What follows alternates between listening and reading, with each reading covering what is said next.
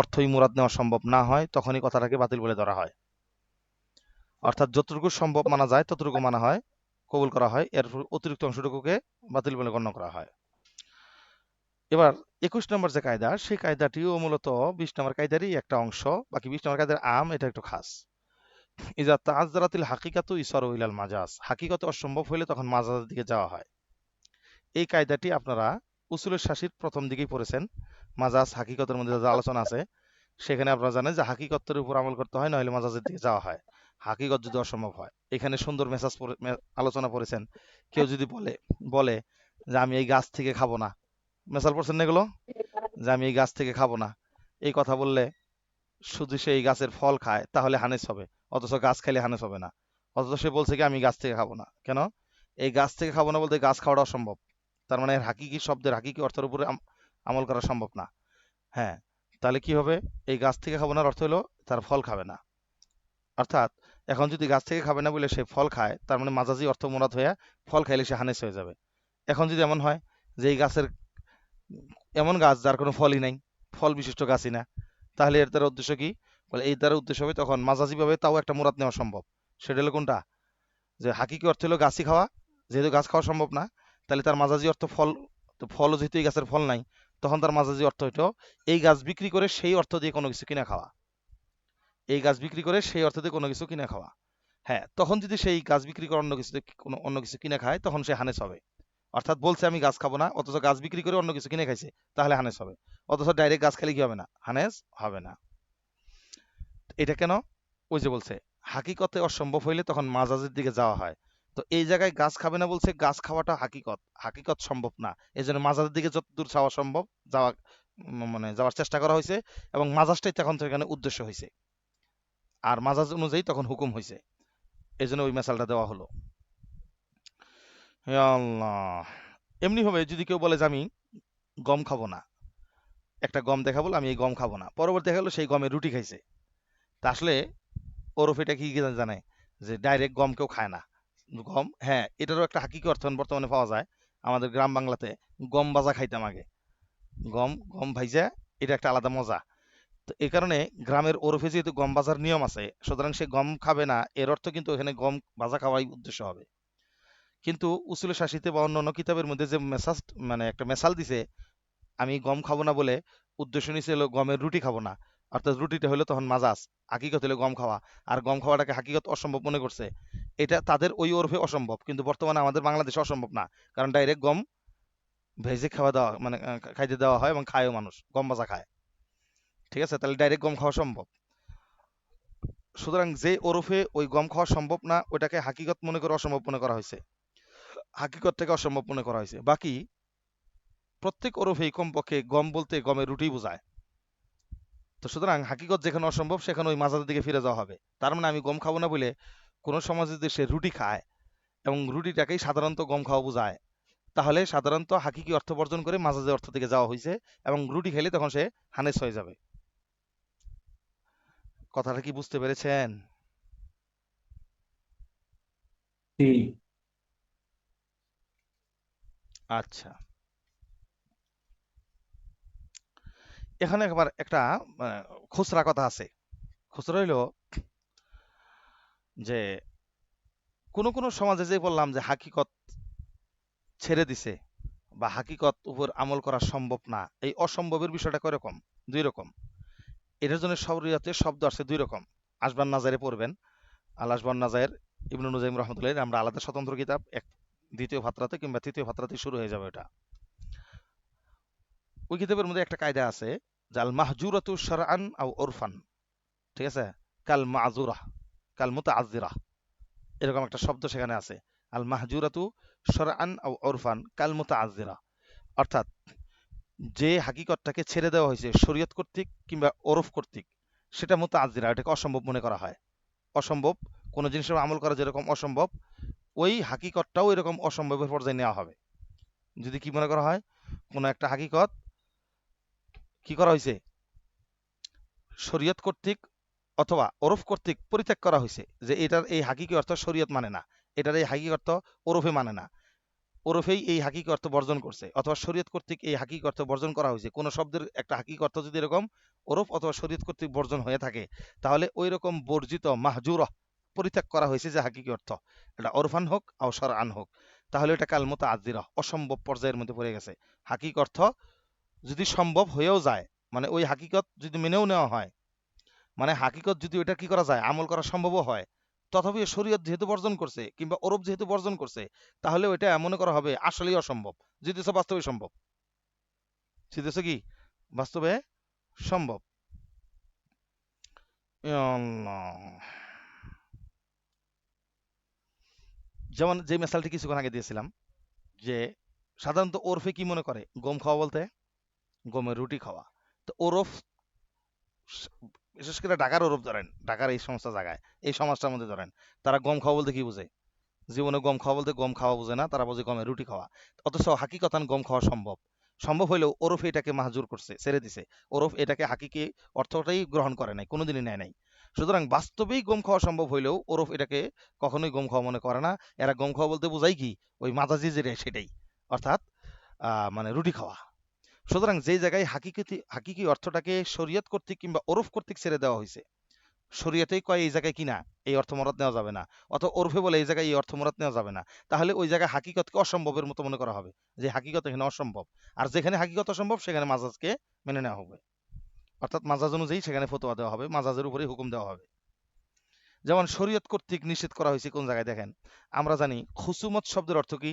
ঝগড়া ফিসাদ করা, খুসুমত ঝগড়া বিবাদ করা, কিন্তু এটা হলো তার হাকিকি অর্থ। আচ্ছা, কিন্তু শরীয়তের ভাষায় খুসুমত আরেকটা ব্যক্তিকেও বোঝায়, সে হলো যে হলো উকিল, ঠিক আছে, মানে প্রতিপক্ষ কথা জবাব দেবে, কথার জবাব দিবে, খণ্ডন করবে, এই ঝগড়া বিবাদের জন্য যারা রাখা হয়েছে আর কি, বাক বিতণ্ডার জন্য, ঠিক আছে, তর্ক যুদ্ধের জন্য যারা রাখা হয়েছে, উকিল, এই উকিলটাও একদিকে খুসুমত বলা হয়, মুখাসিম বলা হয়। এখন প্রশ্ন হইল, যদি খুসুমত এর শাব্দিক অর্থ মুরাদ নেই, তো শরীয়ত বলে যে এই শাব্দিক অর্থ মুরাদ নেওয়া যাবে না, কারণ শাব্দিক অর্থ হলো ঝগড়াকারী অথবা ঝগড়া ফেসাদ করা, খুসুমত শব্দের অর্থ। আর শরীয়ত বলে ঝগড়া ফেসাদ হলো নিষিদ্ধ বিষয়। সুতরাং এই ঝগড়া ফেসাদের তর্জমা এখানে নেওয়াই যাচ্ছে না, কারণ আনি এটা নিষিদ্ধ করে দিতেছে। তখন বাধ্য হয়ে এটা প্রচলিত যে অর্থ আমাদের মধ্যে ঘুরে খুসুমত, এখানে উকিল হিসেবে ধরা হবে তাকে। এই যে এই জায়গায় তার শাব্দিক অর্থ মানে যেটা হাকিকি অর্থ, সেই হাকিকি অর্থটা কি করা হয়েছে? শরীয়ত কর্তৃক বর্জন করছে। তার মানে হাকিকতে মাহজুরা, এটা শরীয়ত কর্তৃক পরিত্যক্ত হাকিকত। এই জন্য হাকিকত যেহেতু অসম্ভব, এখানে শরীয়তের দৃষ্টিতে বাধ্য হয়ে সেটা মাজাজি অর্থে উদ্দেশ্য নেওয়া হয়। এই সংক্রান্ত পেশাল অনেক আছে, হাকিকত করকম উরফি কৌলি কত রকমের আছে, এত পেশাল দরকার নেই, এগুলো সহজ, আমরা উসুলের সাথে পড়ে আসছেন। চলেন 22 নম্বর কায়দা, ইজা জাল আল মানে আদাল মামনু। চমৎকার একটা কথা, প্রতিবন্ধকতা যখন দূর হয়ে যায় তখন নিষিদ্ধ বিষয় আবার ফিরে আসে। কি বললো? ইজা জাল আল মানে ও, মানে মানে বাধাদানকারী, এটা বলে প্রতিবন্ধকতা। প্রতিবন্ধকতা সৃষ্টিকারী কোনো বিষয় যদি জাইল হয়ে যায়, অর্থাৎ কোন একটা হুকুম প্রতিষ্ঠিত হইতে কোন একটা বিষয়ে বাধা দাঁড় করাইছিল, বাধা হিসেবে দাঁড়িয়েছিল, কোনো সময় যদি সেই বাধা কি হয়ে যায়, ওখান থেকে বিতরিত হয়ে যায়, বাধাটা চলে যায়, দূর হয়ে যায়, তাহলে কিন্তু যে জিনিসকে বাধা দিয়েছিল সেই জিনিস আবার ফিরে আসবে। সহজ কথা, একটা ড্রেনের সামনে একটা বাঁধ দিছিলেন, কেন? পানি ঠেকানোর জন্য। এখন যদি বাঁধটা সরাই দেওয়া হয় তাহলে কিন্তু পানি আবার আগের জায়গায় চলে যাবে, এটাই নিয়ম। এইটাই বলতেছেন, ইজা জাল আল মানে, যখন বাধা প্রদানকারী বিষয়টা চলে যাবে, দূরীভূত হয়ে যাবে, আদাল মামনু, তাহলে যাকে বাধা দেওয়া হয়েছিল তিনি আবার ফিরে আসবে। কায়দার অর্থটা কি পরিষ্কার হয়েছে?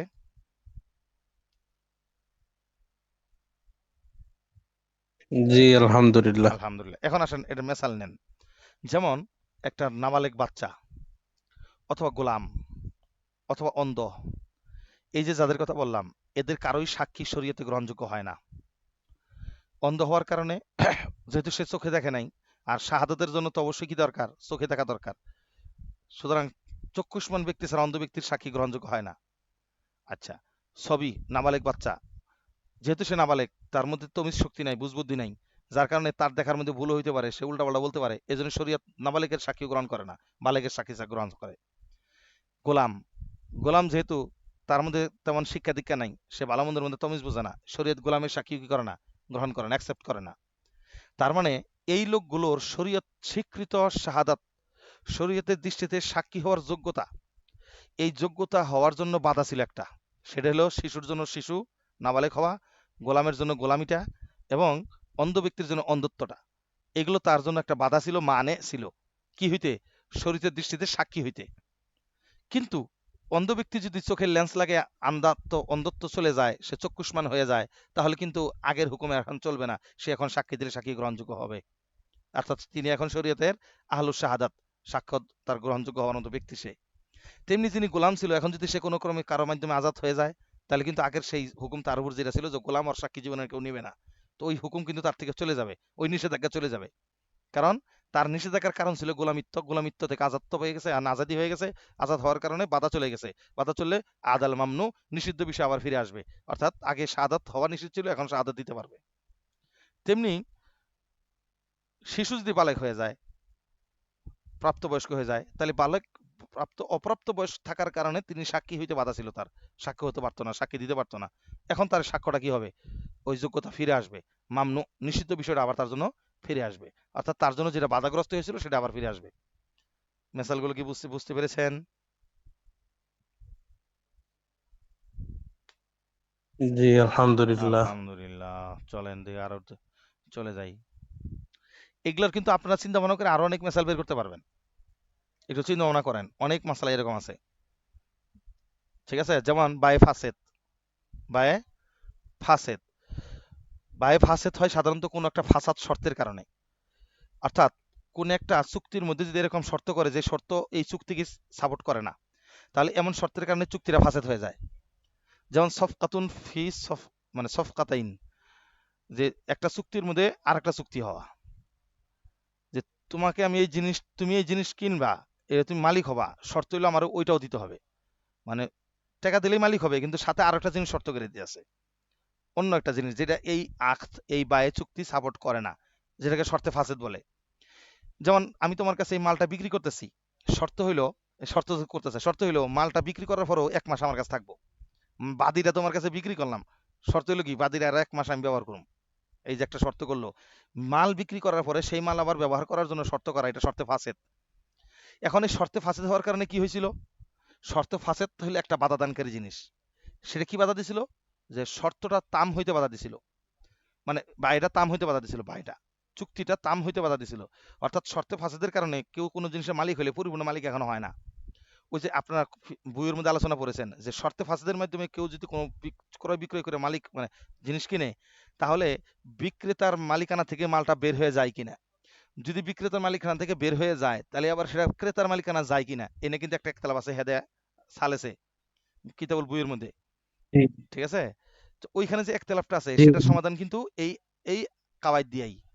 ঠিক আছে, যে যদি কোনো ক্রমে কি হয়, যে কেউ বলছেন যে বিক্রেতার জিম্মা থেকে বের হয়ে যায় বিক্রি করার কারণে, যদিও শর্তে ফাসেদ হয়েছে, বায়োডা বাই ফাসেদ হয়ে গেছে, কিন্তু বিক্রেতার জিম্মা থেকে বের হয়ে গেছে, কিন্তু বের হয়ে যাওয়ার পরে সেটা আবার ক্রেতার জিম্মায় আসছে কিনা, এইভাবে মতভেদ। কেউ বলছেন ক্রেতার জিম্মায় আসবে না, হানাফিরা বলে ক্রেতার জিম্মায় চলে আসবে। কারণ যদি ক্রেতার জিম্মায় না আসে, তাহলে এটা কার জিম্মায় থাকবো, বিক্রেতার জিম্মায় থেকে বের হয়ে গেছে, ক্রেতার জিম্মায় না ঢুকলো, তাহলে তো এটা মৌকুফ আলাই রয়ে গেল, ঝুলন্ত রয়ে গেল। এরকম কোনো মাল ঝুলন্ত মালিকানা থাকা যাবে না। এই জন্য হানাফিরা বলছেন কি, ক্রেতার মালিকানা চলে যাবে। আবার শাফিরা বলছেন ক্রেতার মালিকানায় প্রবেশ করবে না, যতক্ষণ ওই শর্তটা দূর না করা হয়। এখন প্রশ্ন হলো, একতলাফ যাই করেন না কেন, যদি বাস্তবে এই শর্ত ফাসেদটা দূর হয়ে যায়, যেমন যে শর্তটা করেছিল মালিকে, যে 1 মাস আমার কাছে মাল আরো রাখবো, এই শর্ত যদি সে ছেড়ে দেয়, তাহলে তো শর্ত ফাসেদ। যেই শর্ত ফাসেদ থাকার কারণে একজন বিক্রেতার মালিকানা থেকে মালটা বের হইতে সমস্যা ছিল, ক্রেতার মালিকানায় ঢুকতে সমস্যা ছিল, যে শর্ত ফাসেদের কারণে, এটা ছিল মানে। আর মামনু ছিল কি, পরিপূর্ণ মালিক হওয়ার ক্ষেত্রে মামনু ছিল, বাধা ছিল। এখন শর্তে ফাসেদ দূর হয়ে গেলে তাহলে জালাল মানে আদাল মামনু, কি হয়ে গেল, মানেটা দূর হয়ে গেল, মামনুটা আবার কি হলো, ফিরে আসলো। অর্থাৎ যেটা হইতে বাধা ছিল সেই জিনিসটা আবার হয়ে যাবে। পরিপূর্ণ মালিক হওয়ার ক্ষেত্রে বাধা ছিল, পরিপূর্ণ মালিক হয়ে যাবে। মালিকানা থেকে বের হওয়ার ক্ষেত্রে বাধা ছিল, মালিকানা থেকে পূর্ণ বের হয়ে যাবে। মেসালটা কি বুঝছেন?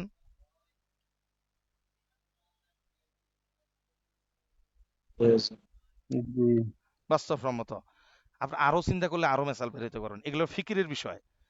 ঠিক আছে, কায়দাটা ভালো করে একদম, মানে ভালো করে বুঝে এরপরে নিজেরা চিন্তা করার বিষয়। চিন্তা করলে জিনিসটা কি হবে, আরো অনেক কায়দার সাথে ফিটিং করে, যারা কিতাবখানায় পড়াচ্ছেন বা চর্চায় আছেন, মহিলা শাখায় পড়ান পুরুষ শাখায় পড়ান না কেন, বিভিন্ন মাসলা পড়াতে হয় বা নিজের সম্মতায় থাকে, এগুলো প্রয়োগ করবেন, দেখবেন কি মাসলা বেরিয়ে আসবে। চলেন 23 নাম্বার কায়দা, ইজা সাকাতাল আসাল সাকাতাল ফরা। এটাও মূলত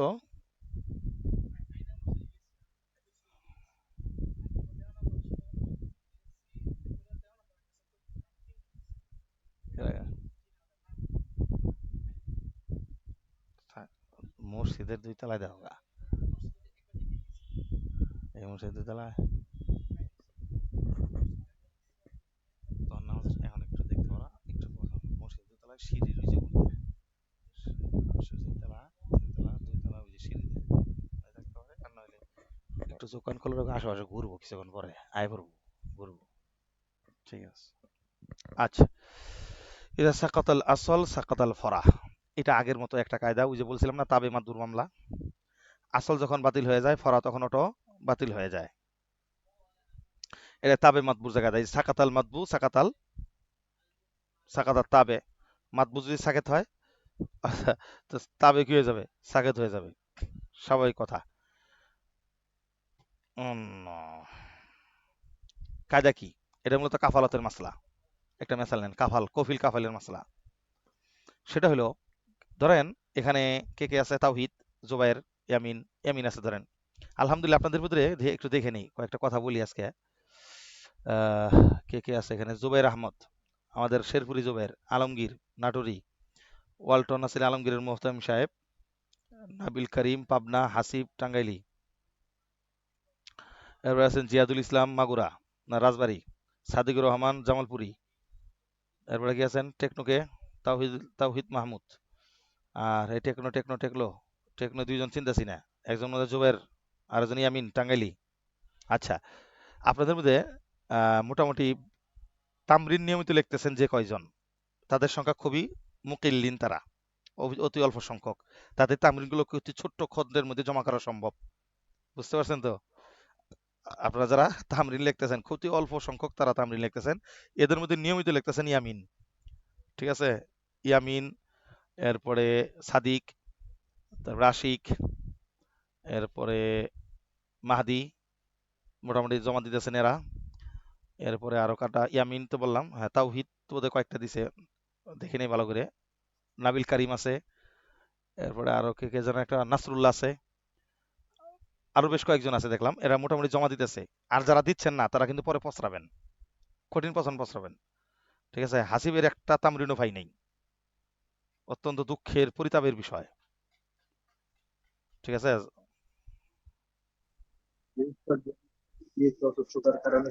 ইনশাল্লাহ দিব, ইনশাল্লাহ লেখা হইতেছে। লেখা হইতেছে না, আচ্ছা ঠিক আছে, যাক সেই অপেক্ষায় রইলাম।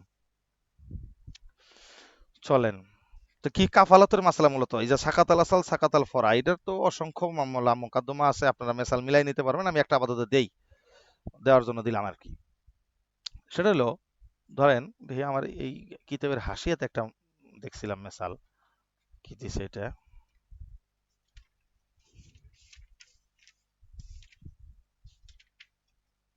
উম,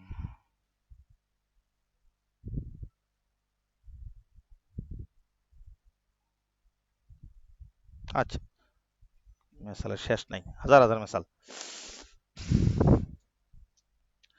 যেমন এখানে ওই যে নাম বলতে যায় সবার নামটা সামনে আছে, এখানে নেন হলো তাওহিদ, উদাহরণস্বরূপ তাওহিদের হাসিব সামনে আছে।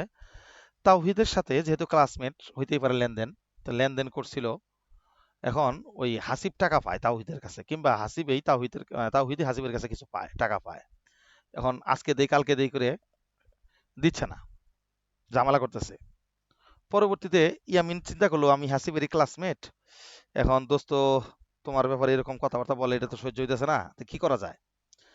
আচ্ছা ঠিক আছে তাওহিদ সাহেব, আপনি দূরের মানুষ, আমরা ক্লাসমেট, টাকা নিচে ভুল করছে, এটা আমি জিম্মাদারি নিলাম।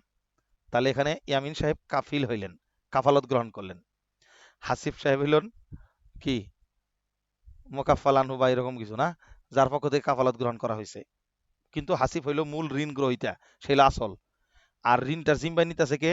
ইয়ামিনে, সে হলো এখানে কাফিল, মানে সে হলো এখানে ফরা। আর ঋণ পায় কে? পায় হলো তাওহিদ। এবার আসেন, তাওহিদ যে ঋণ পায়, তাওহিদকে যখন ইয়ামিন এটা বললো যে আমি এটার জিম্মা নিলাম, তখন সাধারণত কি হয়ে গেল, তাওহিদ এবার ইয়ামিনের কাছে যায় টাকা তলব করবে, এটাই স্বাভাবিক। কিন্তু কোনো সময় যদি তাওহিদ এসে হাসিবকে বলে ফেলায়, ছাকা দোস্ত একসাথেই পড়ি, কয়টা টাকার জন্য তোমার সাথে এরকম করলাম, থাক দরকার নাই, সরি, ভুল হয়ে আছে, ক্ষমা করে দিন, ভুল হয়ে আছে, ক্ষমা করে দিন। হাসিব দোস্ত, তোমার থেকে টাকা এটা মাফ করে দিলাম, বা টাকাটা না নিব আর, ক্ষমা করে দিলাম, ইব্রাহিম সামান করে দিলাম। এখন বলো দেখি, হাসিব ছিল আসল, তার থেকে যখন ইব্রাহিম সামান করছে, মূল্য সাকেত করে দিছে, ছাইরা দিছে, নেওয়ার মানে আফু করছে, ক্ষমা সুন্দর দৃষ্টিতে দেখে দিছে। এখন বলো দেখি, হাসিবকে ক্ষমা করে দিয়ে কি তাওহীদ এবার ইয়ামিনের কাছে টাকা চাইতে পারবে? জি না। না। কেন পারবে না? কারণ আসল থেকে যখন ক্ষমা হয়ে গেছে, তো ফরা তো অটোই বাতিল হয়ে গেছে। এটাই বলছেন, ইজা সাকাতাল আসল সাকাতাল সাকাতল ফরা। কারণ আসল সাকেত হইলে ফরা এমনি সাকেত। বাস্তবতা মোতাবেক গাছের মূল শিকড় যদি মরে যায়, তাহলে গাছের ডালপালাও কি হয়ে যায়? মরে যায়। কারণ মূলই তো মরে গেছে, তো শাখা থাকবো কেমনে? তো গাছের শাখাটা হইলো ফরা, আর মূলটা হইলো কি? আসল। আসল। তো আসল যখন মরে যায়, তখন ফরা এমনি কি হয়ে যায়? মরে যায়, বাতিল হয়ে যায়। তো এটা তো একদম প্রাকৃতিক নিয়মই, এই কায়দাটা। সুতরাং তাওহীদ যখন মূল পাওনাদার যখন ঋণ গ্রহীতাকে ঋণ মুক্ত করে দিল, তখন অটো এই ঋণ মুক্তি কার থেকেও হয়ে গেল? ইয়ামিন যে জিম্মায় নিয়েছিল তার থেকেও হয়ে গেল। পক্ষান্তরে ফরা মারা গেলে কিন্তু আসল মরে না। গাছের ডাল কাটে ফেললে কিন্তু কি হয় না? গাছের গোড়া, মূল শিকড় মরে যায় না। তেমনি ভাবে তাওহীদ যদি ভুল করে বলে ফেলায় যে আমিন, আমি তোমার থেকে টাকাটা মাফ করে দিলাম, তাহলে কিন্তু হাসিব থেকে টাকা মাফ হবে না। অর্থাৎ হাসিবের কাছে তাওহীদ এখনো টাকা চাইতেই পারবে, কারণ হাসিব ছিল আসল, ইয়ামিন ছিল ফরা। যেহেতু ফরা থেকে ক্ষমা হয়েছে, আর ফরার থেকে ক্ষমা হইলে মানে তাবে থেকে কি হয়, সাকেত হইলে কি হয় না, ফরা সাকেত হইলে কখনো আসল সাকেত হয় না, বরং আসল সাকেত হইলে ফরা সাকেত হয়ে যায়। কথা বুঝে আসছে? এই জন্য ইয়ামিন থেকে যদি সাকেত করেও দেয়, বাদ দিয়েও দেয়, টাকা মাফ করেও দেয়, হাসিব থেকে কিন্তু মাফ হবে না। বুঝে আসছে কি কথাটা? জি। আচ্ছা, জি। তাহলে তাহলে জিনিসটা সহজ হয়ে গেল না?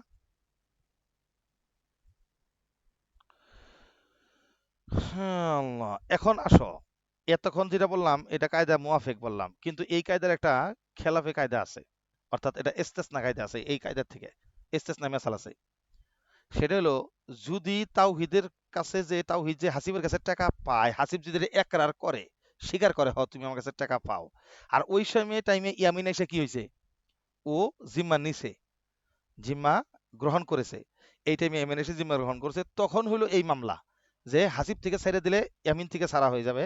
পক্ষান্তরে ইয়ামিন থেকে যদি মাফ করে দেওয়া হয়, তাহলে হাসিব থেকে মাফ হবে না। এই মামলাটা কখন? এটা হলো, যদি হাসিব যিনি ঋণ গ্রহীতা মূলত সে যদি স্বীকার করে নেয় যে হ্যাঁ, আমি ঋণ পাই আমার কাছে, আমি ঋণ গ্রহণ করেছি। পক্ষান্তরে যদি এমন হয়, তাওহীদ ঋণ পায় কিন্তু হাসিব বলে আমি তোমার কাছে কোনো টাকা নেই নাই, তুমি আমার কাছে কোনো টাকা পাও না, তাহলে কিন্তু সম্পূর্ণ অস্বীকার করলো। এই অস্বীকার করার কারণে তাওহীদের সাথে হাসিবের মোটামুটি ভালোই একটু হাতাহাতির পর্যায়ে হয়ে গেছে, ঝগড়া পর্যায়ে, মাসাল তো মাসালান হয়ে গেছে। এখন কি হইলো? তো ইয়ামিন বলতেছে, দোস্ত ওই একসাথে 10 বছর পড়ছি, মধুপুরে তোমার বাড়ি আমার বাড়ি ঘাটাইল, কিভাবে হয় এটা? যাও, তুমি নিছো কি না নিছো পরের বিষয়, তোমার বেজ্জতি আমার সহ্য হইতেছে না, তাওহীদ সাহেব যান, এই টাকার জিম্মাদারি আমি নিলাম। এবার কিন্তু সুরত ভিন্ন। আগের সুরত কিন্তু কি ছিল? হাসিব টাকার কথা স্বীকার করেছিল কিন্তু দিতে পারতেছিল না, তখন ইয়ামিন কি নিছিল? জিম্মাদারি। আর এখনকার সুরত কি? হাসিব টাকার কথা স্বীকারই করে না, এখন ইয়ামিন তার জিম্মাদারি নিয়ে নিতেছে। বলে এবার জিম্মাদার কিন্তু এখন ইয়ামিনই আসল হয়ে গেছে। অর্থাৎ এই মুহূর্তে তাওহীদ যদি ইয়ামিন থেকে সাকেত করে, তাহলে হাসিব থেকেও সাকেত হয়ে যাবে, ইয়ামিন থেকেও সাকেত হয়ে যাবে। কথা বুঝছেন নি? এবং তাওহীদ যদি এবার হাসিব থেকে সাকেত করে, তাহলে ইয়ামিন থেকে সাকেত হবে না। যেখানে এবার উল্টা ফরাই হয়ে গেছে আসল, আসল হয়ে গেছে ফরা। কথাটা বুঝছেন কি এবার? এই সুরতে কিন্তু কি হয়ে গেছে, সে আসল ছিল ঋণ গ্রহীতা, যার ব্যাপারে অ্যাকিউজড, যিনি মূল অভিযুক্ত হাসিব, সেই অস্বীকার করার কারণে এবং সেই অস্বীকৃতির বিষয়টাকে ইয়ামিন নিজের কাঁধে চাপাই নেওয়ার কারণে এখন ইয়ামিনই হয়ে গেল কি? মূল। আর হাসিব হয়ে গেছে ফরা। যার কারণে তাওহীদ যদি এখন হাসিব থেকে সাকেত করে, তথাপি ইয়ামিন থেকে সাকেত হবে না। পক্ষান্তরে হাসিব যদি এখন কি বলে, তাওহীদ যদি এখন ইয়ামিন থেকে সাকেত করে দেয়, তাহলে হাসিব থেকেও সাকেত হবে, ইয়ামিন থেকেও সাকেত হয়ে যাবে। মামলা হয়ে গেল কি পুরা উল্টা।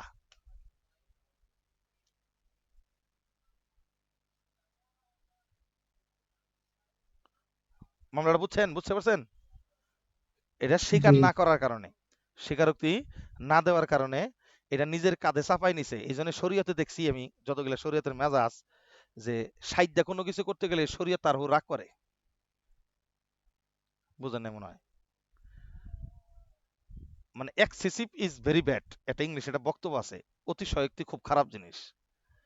ঠিক আছে, এটার বেশ কিছু নমুনা হইলো নফল নামাজ তো আপনার জন্য আবশ্যক ছিল না, কিন্তু শুরু করলে সাথে সাথে তাম করা আবশ্যক, ওয়াজিব। শুরু করলে শেষ করা কি হয়ে যায়, আবশ্যক হয়ে যায়। তাহলে আপনি ইচ্ছা করে নামাজ শুরু করছেন, শরীয়ত তখন তার আপনার উপর কি করে দিছে, শুরুটা করছেন মাত্র, শেষ করাটা ওয়াজিব। অথচ শুরু করাটা ছিল নফল, অথচ শেষ করাটা কি হয়ে গেছে এখন, ওয়াজিব হয়ে গেছে।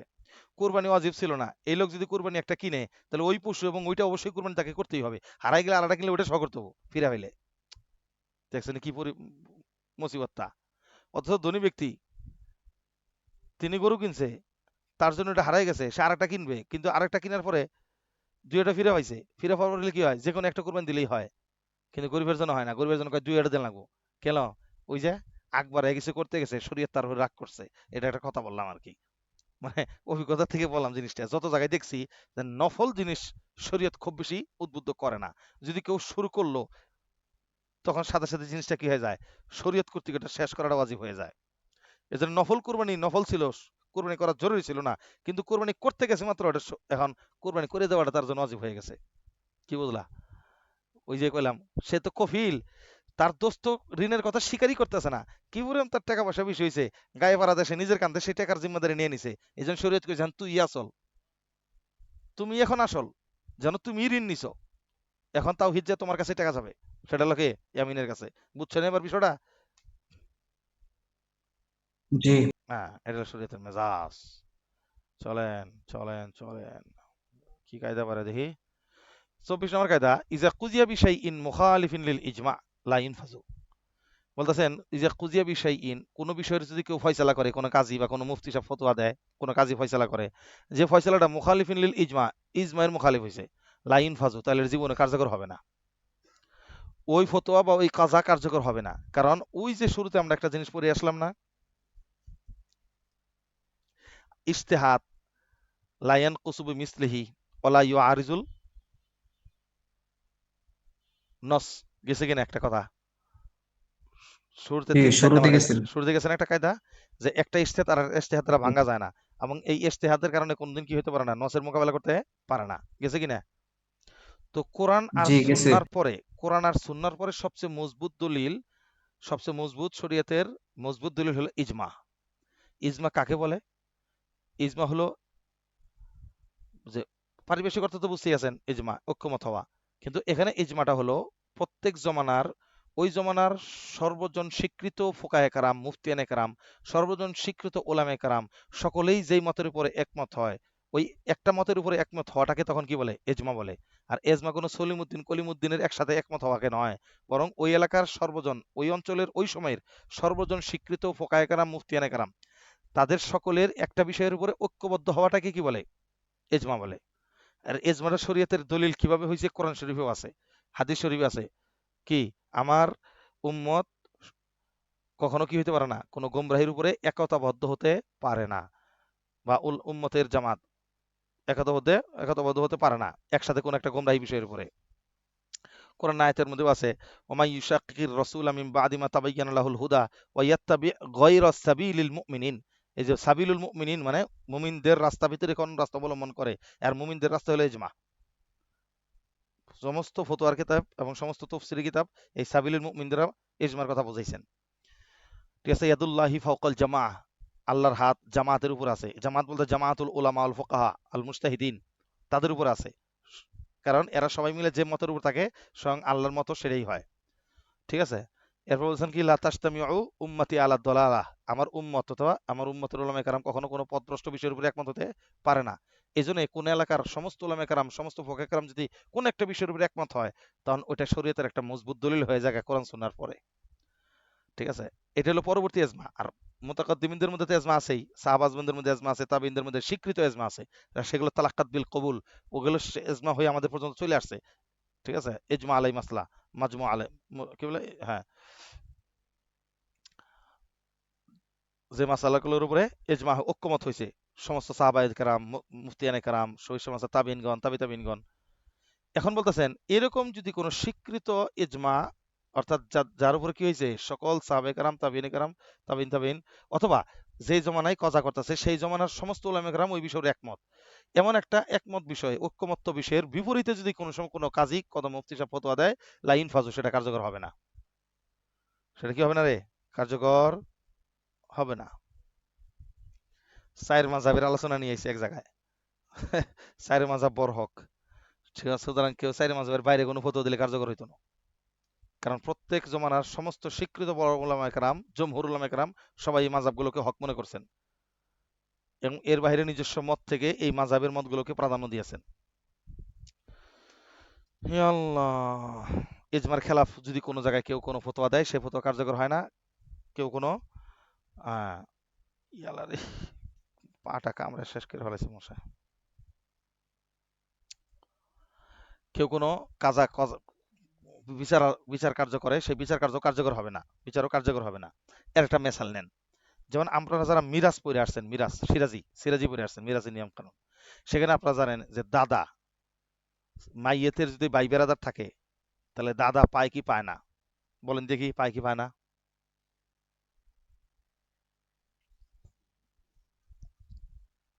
পায় না পায় না? সম্পদ পায় কি পায় না মাইয়াতের? এই হাসিব কই? দাদা সম্পদ পায়। পায়। শুনেন, শুনি নাই হ্যাঁ মানে হ্যাঁ, আরেকবার বল ভালো হইতো। আমি আবার বলতেছি, মানে মাইয়াতের ভাইরা আছে, ভাই, মাইয়াতের ভাইয়েরা থাকলে তার দাদার সম্পত্তি পায় কিনা? মাইয়াতের দাদা পায় সম্পত্তি পায় কিনা যদি মাইয়াতের ভাইয়েরা থাকে? বাবা বেঁচে মনে থাকে, তাহলে ভালো করে। হ্যাঁ, মাইয়াদের বাবা বেঁচে আছে। মাইয়াতের বাবার কথা বলতেছি না, মাইয়াতের ভাইরা বেঁচে আছে। এখন ভাইয়েরা তার থাকতে মাইয়াতের দাদা পায় কিনা? বাবা বেঁচে থাকলে তো বাবার কথা বলতাম, বাবা বেঁচে নাই। পাবে না, পাবে না, দাদা তো আর সভা হয়েছে, হ্যাঁ, পাবে না মনে হয়। মানে সে মাহরুম হবে কিনা? আসাবা হইলেও তো একটা পাইলো সে, কিন্তু মাহরুম হবে কিনা? মাহরুম তো কোনোদিনই হয় না। জি জি। মানে সে কি আসাবা হিসেবে পাইলো না, পাবে কিনা সে, এটা হলো প্রশ্ন। অংশ পায় কিনা? হোক সে আসাবা হইয়া পায়, কিন্তু মাহরুম হলে তো কোনোদিনই পাওয়ার সম্ভাবনা নাই, সে তো মাহরুম। জি জি। এখন কোনটা সে, দাদা কি ভাইদের সাথে থাকাকালীন পাবে কি পাবে না? মাহরুম হবে নাকি না কিছু অংশ পাবে, কোন সুরতে ঘুরে ফিরে আইলে পাবে? কোনটা? আমরা জানি এজমা হইছে সুদুস পাওয়ার কথা। কি এর বিষয়ে? সুদুস। ভাইদের সাথে থাকলে সে এজমা হইছে এই বিষয়ের উপরে, সুদুস পাবে সে। এখন সুদুসের উপরে এজমা না, তিনি পাবে অংশ, এটার উপরে এজমা হইছে। আর সুদুস না সুলুস না কেমন কি, এটার ব্যাপারে আবার একতলাপ আছে। তা আমরা সুদুসের উপর বলতেছি, আমাদের মাযহাব বলে সুদুসের কথা, বাকি এটা নিয়ে একতলাপ আছে। কিন্তু দাদা থাকলে এজমা হয়ে গেছে যে ভাইদের সাথে দাদা, বাবা নাই, মাইয়াদের বাবা নাই, ভাই বেরাদার আছে, দাদা আছে, তাহলে এই ক্ষেত্রে দাদা পাবে, আসাবা হোক বা যেমনি হোক, মানে দাদা পাবে। এই যে পাবে বললো, সে মাহরুম না। এটা হলো মানে মুজমা আলাই ঠিক আছে, ইজমা আলাই মাসলা, ইত্তেফাক আলাই মাসলা, পুরা মুত্তাফাক আলাই, সবাই মানছে এটা, দাদা পাবে, মিস নাই। এখন কোন এক জমানায় এসে কোন এক মুফতি সাহেব ফতোয়া দিয়ে ফেলাইলো যে উনি পাবে না, তাহলে এটা এজমার খেলাফ হয়ে গেল, সুতরাং গ্রহণযোগ্য হবে না। অথবা কোন কাজী সাহেব বিচার করে দিল এই দাদা পাবে না, তাহলে কার্যকর হবে না। কেন? কারণ এটা সাহাবাজমাইনের জমানায়, তাবিঈনদের জমানায়ও এটা এজমা হয়ে গেছে, সবাই বলছেন পাবে। কারণ এর একটা মতনৈক্য সৃষ্টি হয়েছিল, পরে ওই সময়কার উলামায়ে কেরাম সবাই একমত হয়েছেন যে তিনি অংশ পাবে। কেউ বলছেন সুদুস, কেউ বলছেন আরো কম বেশি, এদিক সেদিক, সেটার পরিমাণ নিয়ে আলোচনা পরে, সেটার উপর একতলাফ, মানে ইত্তেফাক হয় নাই, এটা নিয়ে একতলাফ আছে, কিন্তু পাওয়ার ব্যাপারে ইত্তেফাক সবাই। সুতরাং কেউ যদি তাকে না দিতে চায়, না দেওয়ার ফয়সালা করে, ফতোয়া দেয়, তাহলে ফয়সালা ফতোয়া দেওয়াটাই কি লাইন ফাজু, কার্যকর হবে না। বুঝা আসছে কথাটা? এখন এই জমানা তো এরকম দেখেন, ইজমা আলাই মাসলা যেগুলো আছে একটু খোঁজ নিয়ে দেখা যেতে পারে কিরকম। যে সমস্ত আমাদের বর্তমান মানে এই জমানার যত ধরনের ওলামা কেরাম আছে, প্রায় আহলে হক যাদেরকে মনে করা হয়, একজন এমন পাবেন না আহলে হক ওলামা কেরাম, মোটামুটি যাদেরকে আহলে হক মনে করা হয়, সকলে মানে, একজন এমন পাবে না যারা নারীদেরকে মসজিদে যাওয়ার ব্যাপারে কোনো ফতোয়া দেয়। একজনও পাবেন না যে মসজিদে যাওয়ার অনুমতি দেওয়ার ব্যাপারে ফতোয়া দেয়। সবাই কিন্তু নিষেধাজ্ঞার ব্যাপারেই কথা বলে। সুতরাং এখন যদি কোনো মুফতি সাহেব খারিজ হবে, এই যে আমাদের এক একটা বক্তা সাহেব নারীদেরকে মসজিদে যাওয়ার মানে সুযোগ আছে, এই সেই অনেক কিছু বলে যে ওগুলো দেয়, এগুলো একটা নাফেজ হবে না, এগুলো কানেই নেওয়া যাবে না। কারণ এই জমানার স্বীকৃত সমস্ত মুফতি কেরাম এই কথার উপরে একমত যে বর্তমান ফেতনার জমানায় মহিলাদেরকে মসজিদে যেতে উদ্বুদ্ধ করা যাবে না, একমত। এরকম একমত ঐক্যমত্য বিষয় অনেকগুলো আছে, যেগুলোর বিপরীতে কেউ একজন একক কথা বললে তার শ্বাস কথা মাদুম হয়ে যাবে, বাতিল হয়ে যাবে, কার্যকর হবে না। ঠিক আছে, সুতরাং সে যত বড় বক্তাই হোক, আজহারি হোক, সে যত বড় পিএইচডিটারই হোক, ডক্টরেট মক্টরেট হোক, বলে যাই কিছু হোক না কেন, এজমার খেলাফ কোনো ব্যক্তি যত বড় পাহাড় পরিমাণ হোক না কেন, তার কথা গ্রহণযোগ্য না। কারণ এজমা ওইটাই যে আল্লাহ তাআলা বলছেন, লা ইয়াজালু উম্মতি আলা দালালা। এতগুলো উলামা একরাম, এতগুলো ফোকায়ে একরাম, মুজতাহিদিন একরাম একসাথে একটা ভ্রান্ত মতের উপর একমত হইতে পারে না। সুতরাং একক ব্যক্তি উনি ভ্রান্তির উপর থাকতে পারে, সে যত বড় হোক না কেন। ওই যে বলেছিলাম, হাতিরও পিছলে পা স্বজনেরও ডুবে না। অনেক সময় হাতি বড় হস্তিকার অধিকারী হস্তি অসত্ত্বেও তার পা কখনো পিছলে যায়। স্বজন মাঝি সারা জীবন নৌকা চালাইছে, তারও কখনো নৌকা বাতাসে ডুবে যায়। তাহলে বড় হইলেও তার ভুল হতে পারে, কিন্তু এতগুলো লোক একসাথে ভুল করতে পারে না। এতগুলো লোক একসাথে কোনোদিনই একসাথে ভুল হতে পারে না। তো এই জন্য এজমার খেলাফ কোনো ফতোয়া কোনো মাসালা আসলে এটা মাথায় রাখতে হবে। এজমার খেলাফ বাস, ওটা কানে নেওয়ার কোনো প্রয়োজন নাই, ওটার মধ্যে কোনো খায়েন নাই, ওটা ব্যক্তিগত সিদ্ধান্ত হইতে পারে। এই জন্য আমরা যারা ইমাম থাকি, মুফতি থাকি, মুফতি এলাকার এলাকায় জেনে খেদমত করি না কেন, অনেক সময় উদ্ভূত নতুন নতুন মাসালা আসবো, দেখবেন ওইও হুজুর বলতেছে, অমুক শায়েক বলতেছে, অমুক ডক্টর সাহেব, অমুক মা শায়েক সাহেব, হ্যাঁ শায়েক অমুক সাহেব বলতেছেন, ডক্টর অমুক সাহেব বলতেছেন, এই যত সাবি বলুক, খালি দেখবেন জমহুরের মতটা কি। আমি আপনাদের যদি এখন একটু কথা বলি, অনেকে মন ছিটকে, আমার যেহেতু 1 মিনিট আছে, ওনার সম্পর্কে বললে আবার কথাটা ফিনিশিং হবো না, ওরা আমার উল্টা বুঝবেন। কালকের ক্লাসে বলবো নি ওনার ব্যক্তিগত বিষয় নিয়ে, 2-3 জন ব্যক্তি বিষয় নিয়ে আমাদের কিছু কথা বলার আছে, ওনাদের ব্যাপারে, ওনাদের ফতোয়ার ব্যাপারে খুব সাবধান। পাবলিকরে কিন্তু ওনারা অল্পতেই হজম করে ফেলায়, কিন্তু ওনার এই ফতোয়া জমহুরের খেলাফ। মুখ খোলা একজন নারীর জন্য, আজহারি সাহেব বলে ফেলছে খোলা জায়েজ, আরবের কোন একজন শাইখ বলে ফেলছে খোলা জায়েজ। ঠিক আছে, নারী রাস্তায় বেরোলে মুখ খুলে বেরোতে পারবে। আচ্ছা, যিনি এত ইংলিশ বলেন, এই যে দাঁড়ান তো, এই যে আজহারি সাহেব যে ইংলিশ বলেন, আমার তো মনে হয় যে উনি ইংলিশ বলছেন শুধু পাবলিকরে দেখানোর জন্য। প্রকৃত ইংলিশটাও যদি বুঝতো সে, গ্রামার ভালো করে বুঝতো, আরবি গ্রামার, তাহলে তো কোরআন শরীফের আয়াত থেকে আপাতত এটা বলার কথা না। দেখেন তো কোরআন শরীফ আয়াত আল্লাহ কি বলছেন, কুল্লিল মুমিনিনা ইয়াগুদ্দু মিন আবসারিহিম ওয়া ইয়াহফাযু ফুরুজাহুম যালিকা আযকা লাহুম, আছে কিনা? বলেন বলেন। আরে দি একজন জি। আরেকজন, হ্যাঁ এরপরে কি আছে, ওয়াকুল্লিল মুমিনাতি ইয়াগদুদনা মিন আবসারিহিন্না ওয়া ইয়াহফাযনা ফুরুজাহুন্না, তারপরে ওয়ালা ইউবদিনা জিনাতাহুন্না ইল্লা মা যাহারা মিনহা। ইল্লামা যাহরা মিনহা। এখন জি। ইল্লা মা যাহারা মিনহা, এবার বলেন দেখি যাহারা শব্দটা কি, লাজেম না মুতাআদ্দি? লাজেম। লাজেম, মুতাআদ্দি তো না। তার মানে আল্লাহ বলতেছেন যে জি। অংশ যদি, যে শরীরের যে অঙ্গ আপনা আপনি খুলে যায়, তা আব্দুল ইবনে আব্বাস তাদের ফতোয়া দিচ্ছেন কি, আপনা আপনি খুলে যায় এই অঙ্গের মধ্যে চেহারা এবং হাতের পা, বা হাত পা, হাতের হাতেলি এবং চেহারা, এই জোড়াকে তিনি শামিল করছেন। আচ্ছা, ওনার তাফসির রাখেন, উনি রইসুল মুফাসসিরিন, ঠিক আছে। কিন্তু ফোকাহে কারাম, বড় বড় মুফতিয়ানে কারাম, ওই সময় সাহাবীদের ফকি যারা আছেন, আব্দুল ইবনে মাসউদ রাদিয়াল্লাহু আনহু সহ বড় বড় ফকির, তারা আরে